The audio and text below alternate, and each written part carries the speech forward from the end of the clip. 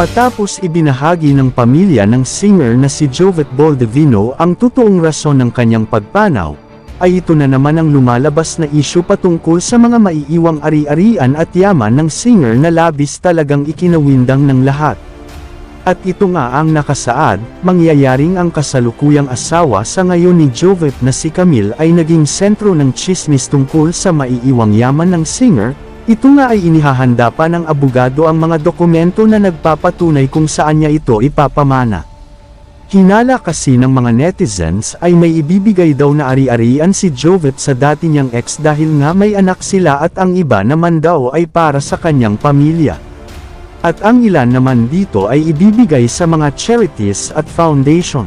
Inaasikaso pa ng abogado ni Jovet ang lahat ng kailangan at sa ngayon ay tinatapos pa muna ang mga huling sandali ng singer sa kanyang lamay at sa lalong madaling panahon ay magkakaroon din naman ng anunsyo kung anuman ang mga napakasunduan ng lahat.